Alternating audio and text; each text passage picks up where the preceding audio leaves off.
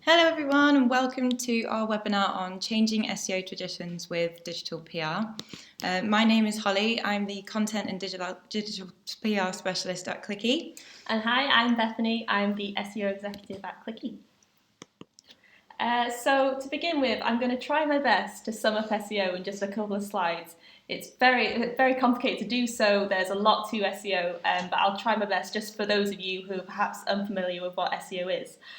So SEO stands for Search Engine Optimization. It's mainly the process of improving the way in which a website is viewed by search engine crawlers and users.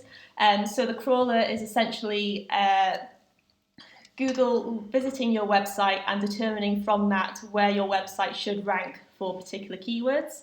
But at the same time, we don't just focus on that. We don't just focus on the keyword rankings, which is commonly associated with SEO. It's also looking at how the user experiences the website as well, because it's not just good enough to just bring a user to the website and find that the website is completely rubbish. It's not giving the user the information they need and they quickly bounce off.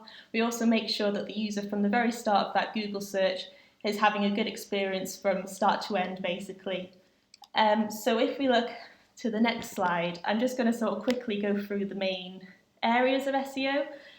So you've got the more familiar area of SEO, which is on-page SEO, which is the likes of your keyword targeting, keyword research, titles and meta descriptions and so forth. And then we've got the off-page SEO, so this is more of the behind-the-scenes, not so visible area. This includes such topics as site speed, looks at the way that the crawler is able to actually crawl the website. You know, are there any broken pages which return 404 errors? One area as well is local SEO. So this is more so important for businesses who have local branches, say New Look, for example, making sure that the presence of every single store that they have is visible on Google, as well as the address and phone number. But we also use local SEO techniques for websites who don't necessarily have those individual branches, because it's a great way to sort of improve that brand presence. Just a way of really shouting out to Google, you know, we're here, we're open, you know, we're still live and we're still happy to have users onto the website. Content and digital PR play a huge part in SEO. We don't separate it off anymore. It's very much integrated, which Holly will talk to you about in much more detail. And also a key part of SEO is reacting to the latest industry trends. The way in which the crawler crawls a website is changing all the time. Sometimes Google come forward and say that they have changed the way in this happens. Sometimes they don't tell us, and it's up to sort of the SEO industry experts to compile a large array of different websites and, you know, say fluctuations have happened here. And then it's really up to us to sort of investigate, you know, what websites have benefited, what websites have not done so well. And then from there we can form the strategy of how SEO is moving forwards. So on the screen, as you can see, I've just put together a few main purposes of SEO.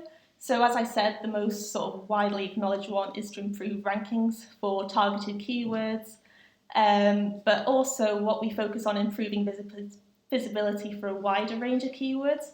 So we've got the likes of, say, Alexa and, you know, OK Google, that sort of thing. The way in which users search change all the time, and the way each searcher searches is unique to them. So we've really got to make sure that the website isn't just visible for, say, those 5 keywords that we really want to rank on the first page for, but also for all the other relevant keywords which the user is showing intent to actually use the services that your website provides. Another one that we've touched upon in the slide previously is user experience, making sure that they're not just coming onto the website finding that, you know, it's really not suitable for what they want and they're just bouncing off. It's really to just make sure that they're having, you know, the best time possible on your website, and then from then, you know, either making an inquiry, making a purchase, just getting in touch. Improve brand awareness. So again, a lot of the work that SEO does is basically just, you know, holding up a massive sign to Google, you know, we're here, we're experts in what we do. Please, you know, when you're considering where to rank us, just take all this into consideration. You know, we are sort of the best option for the user. And then ultimately to improve traffic and website conversions, so not to just improve traffic from anyone and everyone, but to improve the traffic from users who are actually likely to be interested in what your website provides, and then from that you'll see the website conversions shoot up as a result.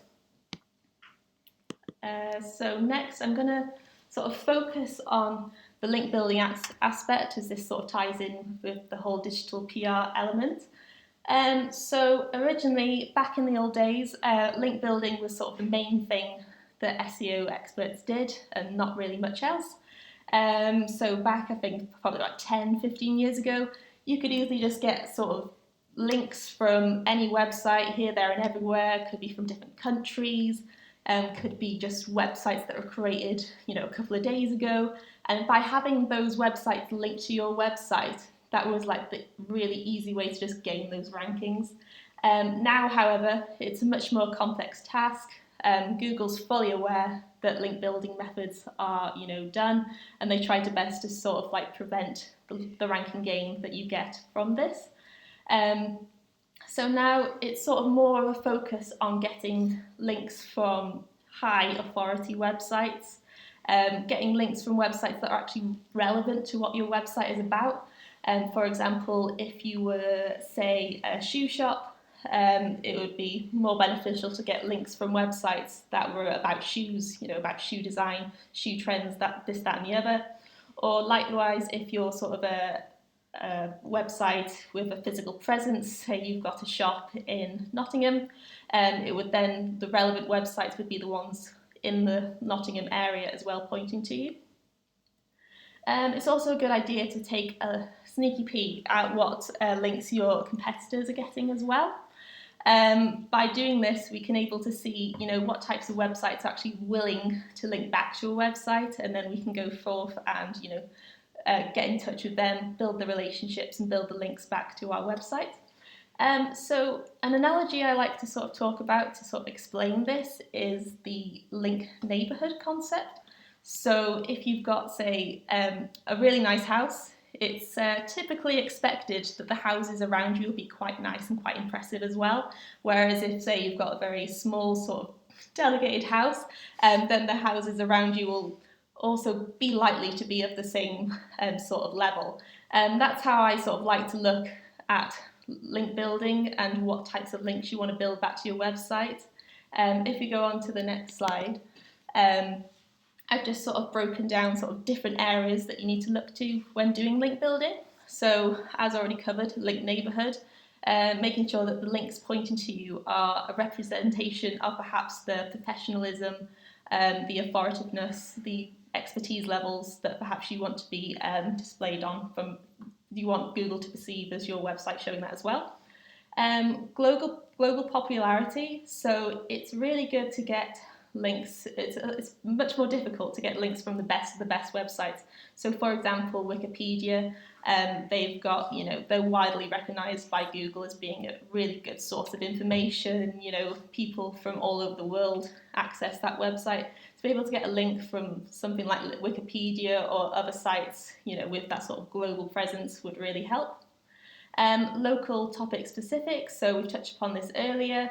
So basically, if you've got a website that's just based in one or a few physical locations, getting links from other websites in those physical locations is good. Likewise, again, the shoe analogy, if you've got a shoe website, then it's really good to get links from websites who are talking about shoes, shoe fashion, shoe design, etc. And then all these links pointing to you just provides a good trust signal. It shows Google that these other websites value what your website has to offer. It's giving your website a vote of confidence by linking back to you. And then next, we've got these sort of 3 different areas. So link freshness. So it's not really good enough to have a really good link pointing to you if you manage to get that link, say, 5 or 6 years ago. This is because sort of the value of that link sort of fades over time, becomes less important to Google's eyes. A lot can change in sort of 5 or 6 years. Your company could have gone really downhill. That link that's been in place 5 or 6 years may not, be of any worth anymore. So it's good to sort of continuously do link building as an activity, continuously get those, fresher new links onto your website. Again, it's a signal to Google that, you're still in that sort of high authority position. You're still getting those votes of confidence. Nothing's changed. If anything, it's just improved. Anchor text is a bit more sort of complicated. I mean, sort of the basic sort of link building technique is to sort of contact someone, say, can you please link to our website? But anchor text is a little bit sort of more advanced than that. So essentially, when a website links to your website, they might write, for example, see here for, say, more information. Yeah, more information, or see this website.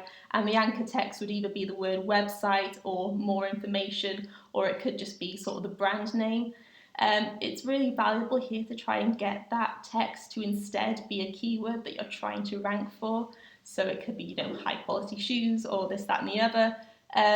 It's, again, as I said, it's a really sort of complicated thing to be able to achieve.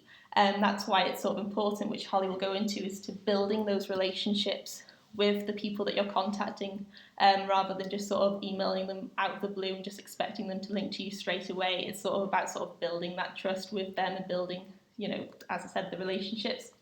And then social media plays a big influence. Now, most links pointing from social media to websites are no-follow, which essentially means that sort of link authority isn't necessarily passed in that respect, but having that sort of dialogue on social media about your brand and about your business, and hopefully being sort of positive conversations, again, just provides an extra trust signal, and they'll see that the links are there, and Google will be able to recognize this, and therefore you can sort of improve your SEO performance as a result of having, good social media presence, good social media activity, and sort of getting sort of to involve conversations with your users.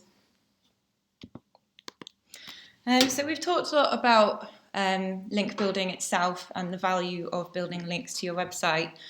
So this is really where I come in how you build links.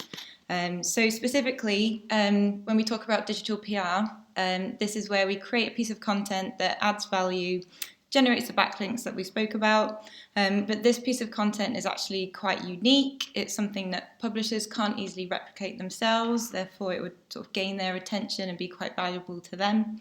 But it's also something that adds value to your brand as well. So for us, the key to digital PR is sort of taking it a step further and beyond your ongoing outreach strategy. So it's thinking about content in a creative way, think about what resonates with your audience, but also what resonates with the media. It's about building up that mutually beneficial relationship with them. And that can be, from the start of, talking to them and understanding what kind of content they're interested in, and then using things like Google Analytics and the performance of your current content to understand what pieces on your site are already engaging with your audience. And so for the backlink aspect of digital PR, where we talk about adding value, this is where it sort of gets down to the real nitty-gritty of digital PR, because ultimately we want that link. That's the juicy part of the content that's going to help your website ultimately perform better. And then it also is going to make it a lot more easier for your users or readers to be able to land on your website as well. So it's where that sort of added value comes in, and making sure that that piece of content that you've created for digital PR can't help but be placed with the link. So as we talk through digital PR, this is a summary of like the key elements of the work involved when you're working on a digital PR piece. So to start with, it's all about the research. You want to know who you're writing for, what they find interesting, what are their pain points. And this is sort of the fun, creative part of looking at digital PR. It's the part that I really enjoy. Spend a lot of time looking at the news and understanding people's behaviours, what they hate, what they don't like, and what they like, but also understanding what journalists cover as well. So that's where this sort of large part of it is, again, like building relationships. You need to know what publications are covering. You need to know what makes them tick as well. So you can ultimately create a really good piece of content that's going to be interesting for everybody. So as part of that process, you'll also be developing your media list or your outreach list. So you can use numerous platforms online to put those kind of lists together, or you can do that very manually. So I think it sort of works hand in hand. Like, it's a very valuable piece of digital PR activity, because you want to make sure that your list is accurate for your audience, but also the kind of publications where you want to place those links as well. And like Bethany said earlier, part of digital PR is a relationship building. So liaising with publishers, build up that conversation with them, like have a nice, open, frank chat with them and say, like, I've got this idea, is this suitable for you? Or, even if you're following up with them to say, oh, I sent this over to you, I just wanted to get some feedback. It's something that we found really valuable with our clients. And even though you kind of think, oh gosh, they've not covered it, a few weeks later, like, we've had consistent touch point with those journalists, and they've been able to feedback on the content itself. And ultimately, we've luckily been able to place a link, which is really, really positive. So a key aspect of when you reach out to contacts, everybody has their own sort of different approaches. Some people use a sort of pitch in their email. Some people create a press release. I like to use a mix of both. So it's a case of really trying to personalize the email to the contacts that you're reaching out to. And making sure basically, like, what their thing is, like, what kind of content they cover, and that will naturally come across when you approach these sites. You wouldn't want to send something out, if it's a regional piece about something that's like completely like miles away from them, when actually their region is just, it's not interesting for them. And then another exciting element of digital PR, which I actually enjoy quite a lot, and it's been really successful for our clients, is the collaboration side. So say you've got a product, this could be building up a relationship with a contact where they might do a review, and then ultimately it's the key of that relationship where they think that linking to your product is going to add value to their audience, and they can't help but not link to it, basically. And then another side of it is the link reclamation aspect, where we look at sites and see where our, say, client competitors have been linked to, and ultimately offering them something in addition to what they have currently on the page, which your client can provide. And then again, that's like another aspect of building links up to your website. So we have spoke about links a lot, but a really good part of digital PR is that you actually have a lot of additional benefits as well. So while we spoke about backlinks as trust signals, there's also different metrics that we use to measure the success of digital PR. So first of all, brand awareness. So where we use digital PR in that more sort of traditional sense of getting a brand name out there, brand awareness is actually really key to digital PR. And we can measure this in sort of different ways. Sort of the sort of primary stage is brand mentions. You literally see your brand or your client mentioned in the news or in a piece of content. But ultimately, around the content that you're creating, you can look at things like sentiment as you're developing that sort of angle or hook for the content that you've got on that landing page, and ultimately, like, position your client in a place that resonates with their audience and gets their audience to start thinking about their brand. Just to add on that, I sort of touched on earlier about the difference between follow and no follow links. I mean, ideally, sort of when we do this, we ideally want to have that follow link back to the website. But if, for whatever reason, they're only willing to provide a no follow link, or perhaps no link at all, it's always still good to get that sort of content out there. It just provides another signal to Google that, this brand, this website's being talked about sort of in different places other than your website, and it can sort of really help overall with your brand awareness. So an additional metric that we use is traffic, so sessions. We've obviously spoke about getting sites to link to your website. So in one way or another, you can use traffic as a measurement as brand awareness as well, because ultimately those people have become brand aware and they want to take that next step to click onto your site. And in particular, gaining traffic to your site is something that you can sort of start to analyse and start to see what are those people doing once they're on your site. And ultimately, once they're on your website, you're starting to plant that seed. They're aware of your brand, and in time, you want those people to convert. So where we spoke about the quality of content, ultimately this is what is going to get your audience engaged. So we spoke earlier about that mutually beneficial relationship between the media and your outreach list, but also your audience. It's got to be interesting for both parties. So again, it's where that relationship building is really key. Making sure that you understand who you're reaching out to, but also understand the pain points of your audience. And now we're back to links. So we've talked about links earlier on in the slides. We've spoke about the value that it adds, and in particular, like we've covered the trust signal element. So something that we're going to go into a little bit more detail soon is improving the page authority. So this is something that we use to measure the strength of a page. So Bethany's already gone into some detail about Google and the trust signals and understanding these factors. So where you may hear people talk about EAT, it's these elements that Google uses to understand the context of your site, whether, when somebody's searching for something, if they've got all of those trust signals to make Google understand that it's relevant for them, it's the most sort of valuable piece of content for that person as they're looking for information around your website or your brand. Yeah, I think it's safe to say that, compared to sort of the bare bones of what link building was, say around 10 years ago, this is definitely sort of advanced level. This is moved on sort of worlds away from what it used to be. And it's all about getting those quality links back to your site as opposed to just any old link. It's completely changed.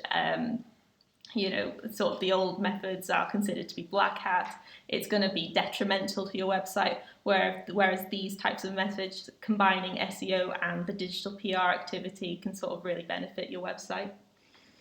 So we've landed on the conversion slide. So obviously, like conversions, that's the bottom line of your business. So whether it's a product launch or a new opening, for example, however you're sort of measuring the success of your digital PR activity, we sort of tend to isolate what we've been doing before and after, so then we can fully report on exactly where digital PR has influenced traffic, brand awareness, conversions, for example. So we've got a few examples to go through for some of our clients. So this slide here is a chart that demonstrates where we've been working on digital PR activity for a client. We began this work in January, and then for the consistent amount of work we've done across the months, you can see that the line's starting to go up. So referring domains have increased as a result of the digital PR activity. And then the second arrow indicates where we had another stronger focus on digital PR in July. So the spike here is quite significant. It's gone up again. And naturally referring domains have increased. But it's not just the referring domains that have also been positive ROI from this activity. So as part of the local awareness campaign, we saw a massive spike in conversions. So we had over 8K increase in conversions. And then in addition to this, you can see that the people that have come onto the site, so over 7,000 sessions, a number of those people have converted as well. And what's really interesting is that you can see that with the activity before, where there was no digital PR content going out, obviously the line is pretty steady compared to the previous period, where we've actually been able to pinpoint here where that digital PR content went out and the ROI we've got off the back of that piece of content. And then in addition to when we first went out with the digital PR piece, where we spoke about relationship building, this for me is probably my favourite example with one of our clients. So where we built up the rapport with a journalist, he was really interested in what we had to share with him. And this resulted in a second piece of coverage. He actually was able to meet our client in more detail and get more content off the back of the first piece that we released. So you can see here that in addition, we've generated more conversions and ultimately we've driven more people to the site, which is a fantastic result for our client. So it just kind of goes to show the importance of making sure you've got relevant content for the kind of sites you're targeting, making sure that you sort of maintain that relationship with them from the moment you start this kind of activity. Yeah, and then this is sort of tying it back to sort of the SEO strategy, tying it back to organic traffic. So this graph that you can see sort of shows the keyword visibility over time. So this is basically, the amount of keywords that website is visible for and what rankings those keywords are in. So as you can see in July, that's when the digital PR activity took place. And then from that, because we've done continuous digital PR efforts and because we've done continuous SEO throughout, we could see that sort of gradual increase in visibility and then the significant improvement in keyword visibility towards the end. As part of sort of the digital PR strategy, we have been focusing for this client in particular on the EAT concept, so expertise, authoritativeness and trust. So we've been doing that throughout the SEO efforts, we're doing that throughout the content efforts, we're doing that throughout the digital PR efforts, and all trying to tie it into that same goal and those sort of same results that we want to see. And as a result, towards the end of September, there was a core algorithm update in place, which Google announced. And as you can see, as a result of that, this client in particular has only grown from it. They haven't seen, you've seen, well, if you are sort of familiar with SEO, you've sort of seen disasters where an algorithm update's hit and traffic's just, shot right down, visibility shot right down. But in this case, they have actually gained from it. So it just shows having that long-term strategy in place. You can really see those improvements over time. So the next slide is another example of the kind of content that we've achieved for our clients. So you can see here, this is a product launch for Rally's iconic burner bike. In particular, we spoke about knowing your audience and knowing the contacts that you're going to outreach to. We were able to have this placed because we had a look into previous sort of retro bike coverage. So you can see here we've built up a rapport with Martin Lev. He's been absolutely fantastic. He covered the bike, and then there's also a link there to Rally's site. And then this is also an additional piece that we generated with a more sort of specialist media. So this was a specialist bike publication. And you can see here that they've gone into detail about the product and they've also linked to the bike as well.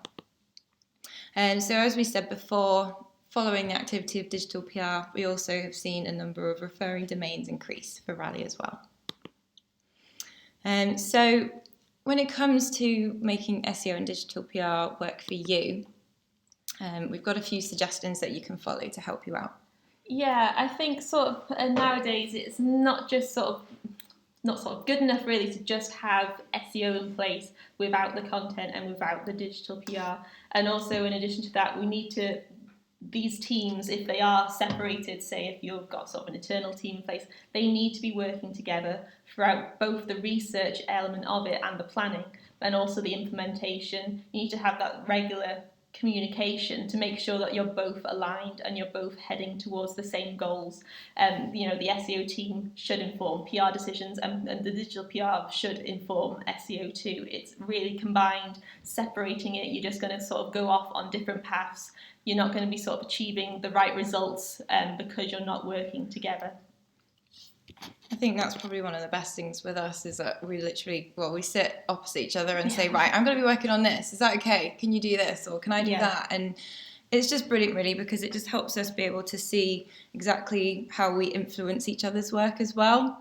In particular, something that we both get a bit excited about when it comes to SEO and content is internal linking.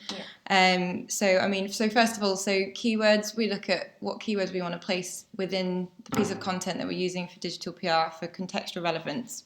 But then when we're creating that piece, we also think about what kind of internal links we can build.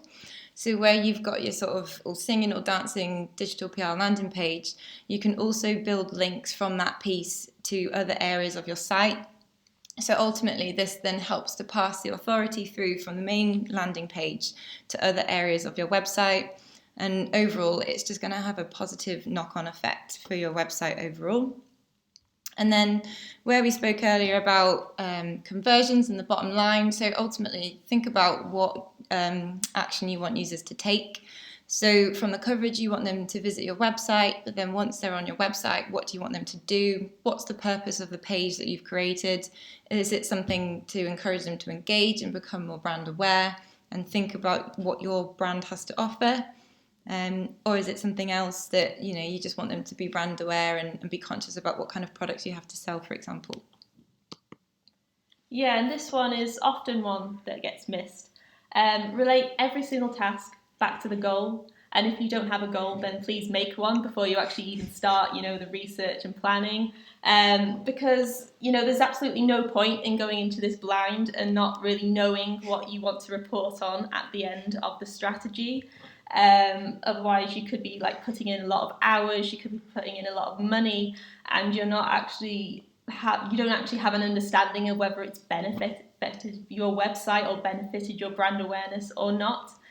So real time and effort should be spent on tasks, and if it doesn't, then just don't do them, essentially. We've sort of discussed the different sort of metrics that you can report back on, such as looking at the amount of referring domains and the types of referring domains that are pointing to your website as a result. And then there's also looking at sort of session data, conversion data, looking at the landing page data, or the landing pages that you're actually using as part of say a campaign or a longer term strategy, whether they're actually gaining the traffic and gaining the engagement that you want. So it's just basically making sure that you've got that return in investment figures there. Otherwise, you're going into it blind. You're not really going to get the outcome that you expect, just because you're not working towards it, basically. I think for me personally, a key part of my role is I love reporting week, but it's not just about reporting week. It's about continuously monitoring how things are performing across the month. So with digital PR, we don't just wait until the end of the month to see how it's done, to see where we've been mentioned in the news. We're checking it all the time. Yeah, it's something that where you can, it's best to be as reactive as possible, and that includes emails. I mean, you don't want to miss out on those emails from journalists coming back to you as well. So one of my favourite type of slides, it's a bit nerdy, but it's this flow chart here. So with digital PR, we're almost just touching on the surface, really, of the impact of how it affects everything when you're looking at your digital marketing strategy. So you can see here, this is sort of an overview of, so you're a brand, you're a client. So this is something that we like to use to demonstrate where all of the different channels sort of fit within each other. But ultimately, they're all driving to your main goal.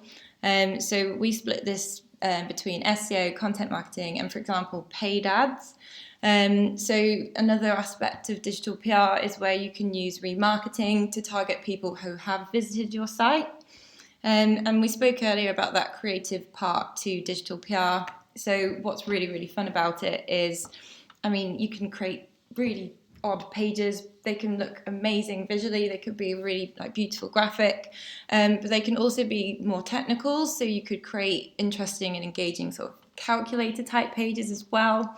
So it's where we talked about making something that's unique. It's adding that value. It's not just a case of here's a blog post. It's a case of look at this landing page, look at what it does, look at what it offers to your audience. So ultimately, web and design, everything that we do, it's all sort of fits in together to make sure that functionality is there, to make sure that the brand design, the collateral all fits. And then when you're looking at the bigger picture, it's making sure that you have that resonance consistently across all of your activity. So the branding will be consistent across, say, your digital PR assets, the landing page, your paid ads, everything. And then just sort of a takeaway checklist. I understand that we've been through a lot, but these are sort of the main points that ideally you should be taking away from this webinar. So fundamentally, do your research, make sure you're targeting those keywords that actually get the search volume, but ones that you're actually able to, rank for. Be clear on the main goal of this piece of activity you're doing, whether it's sort of a one-off campaign or whether it's sort of more of a longer term strategy.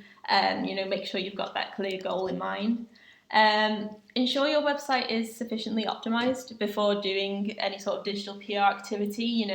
Ideally, out of any digital PR activity, you would expect to gain sort of more traffic to your website, and there's sort of no use in doing that if your website is just not up to scratch. So, make sure you've got that sort of SEO strategy in place. Make sure, you've got sort of up to date, developers that are able to sort of update and change websites. Make sure that your design's up to scratch. Make sure, as Holly said, that your sort of brand image, the logos, everything, all the little details are sort of consistent throughout the website. Because you're basically just sort of putting up a large sign, welcome to our website, please come onto your website. And if your website's, really terrible, then it's just not valuable to you. And then report on return on investment. It's not just the brand mentions, there's so much more to it that you could be reporting on, and you can relate that as specifically to the actual revenue that you get as a result of this activity. So, just make sure before you sort of launch this type of campaign or launch this type of work that you're aware of what your sort of reporting points can be, and if not, if there are ways to sort of improve that. But yeah, those 4 key areas are sort of the main concept really to take away. So I think we've got a couple of questions that have been submitted. Yeah, so first of all, if you've never done any digital PR before, what is the first step you would advise taking? You want to go first, Betty? Yeah, so I'd say mainly just from sort of how we've worked and sort of, other stories really that we've heard, don't sort of just separate digital PR off.